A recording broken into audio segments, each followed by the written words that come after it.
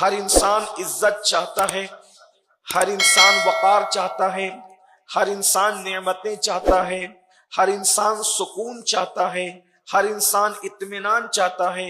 اور اللہ تبارک و تعالیٰ کے بندے کبھی سکون کے لیے کسی دروازے پر، کبھی کسی دروازے پر، کبھی کسی دروازے پر، نعمتوں کے لیے، دولتوں کے لیے، عزتوں کے لیے، وقار کے لیے، غرض کے انسان سوچتا ہے اس دروازے پر بھلا ہوگا، اس دروازے پر بھلا ہوگا، اس دروازے پر بھلا ہوگا۔ مگر اچھی طرح یاد رکھیں میرے آقا صلی اللہ علیہ وآلہ وسلم کے دیوانوں، ہمارا کہیں بھلا ہو ہی نہیں سکتا۔ اس کی وجہ یہ ہے کہ سب سے زیادہ ہمارا جو بھلا چاہنے والی ہستیاں ہیں، ہم ان کو چھوڑ کر اپنا بھلا کسی اور دروازے پر تلاش کر رہے ہیں۔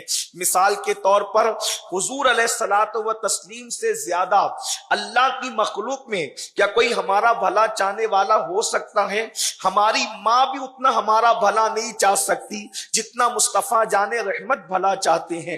ہمارے بابا ہمارا اتنا بھلا نہیں چاہ سکتے جتنا آقا کریم صلی اللہ علیہ وآلہ وسلم ہمارا بھلا چاہتے ہیں۔ یاد رکھنا، ہمارا استاد ہو، ہمارا پیر ہو، ہمارا بھائی ہو، ہماری بیوی ہو، ہمارے بچے ہو، کوئی ہمارا اتنا بھلا نہیں چاہ سکتا جتنا آمینہ کے لال نے بھلا چاہا ہے۔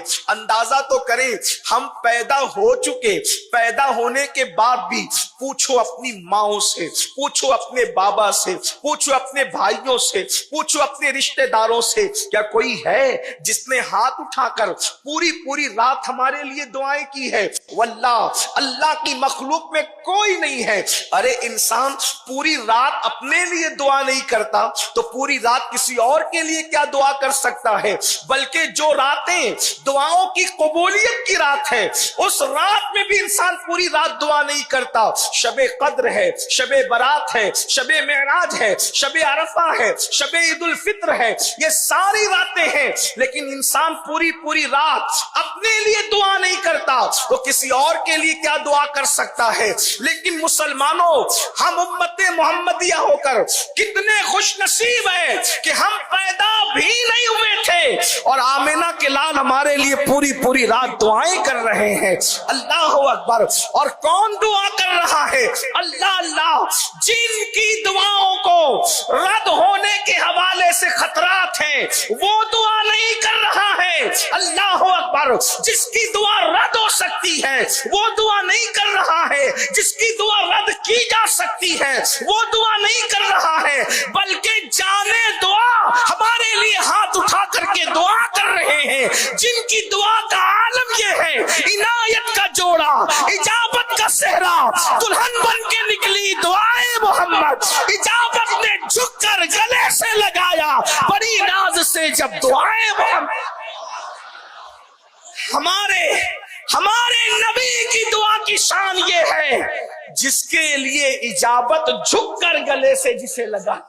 ہمارے آقا نے ہماری پیدائش سے پہلے ہمارا مقدر جگانے کے لیے ہمارے لیے دعائیں کی، ہماری تقدیر سنوارنے کے لیے ہمارے لیے دعائیں کی۔ اندازہ تو کریں، اگر آپ اس کی اہمیت کو سمجھنا چاہیں تو سمجھ سکتے ہیں۔ حضور کی دعا کے بعد پھر ہمیں کس کی دعا کی محتاجی ہے؟ جان عبادت ہمارے لیے مانگ چکے، جان دعا نے ہمارے لیے دعا کر لی۔ آپ اندازہ کریں کہ ہمارے حضور کی دعا کی شان کیا ہے۔ حضرت آدم اگر نام محمد لے لیں،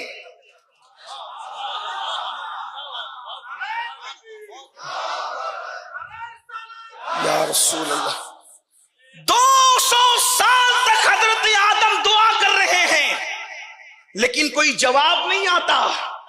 نام محمد زبان پر آیا تو دعا کو قبولیت کا شرف عطا کر دیا۔ جس کا نام آنے پر دعا قبول ہوتی ہو، جس کا نام آنے پر دعا قبول ہوتی ہو، جب وہ جانے دعا خود دعا کرے تو پھر دعا کی معراج کا عالم کیا ہوتا ہو۔ میرے آقا علیہ الصلوۃ والتسلیم ہمارے لیے کبھی مغفرت مانگ رہے ہیں، کبھی نصیبے کی بلندی مانگ رہے ہیں، کبھی کچھ مانگ رہے ہیں، کبھی کچھ مانگ رہے ہیں، اللہ کی بارگاہ میں خیر طلب کر رہے ہیں، جنت طلب کر رہے ہیں، اب آپ مجھے بتائیں اتنی خیر خواہ ذات، اتنا بھلا چاہنے والی ذات جو مصطفیٰ جان رحمت کی ہے، ہم ان کا در چھوڑ کر کئی اور بھلائی ڈھونڈنے نکلے، نہیں ملے گی۔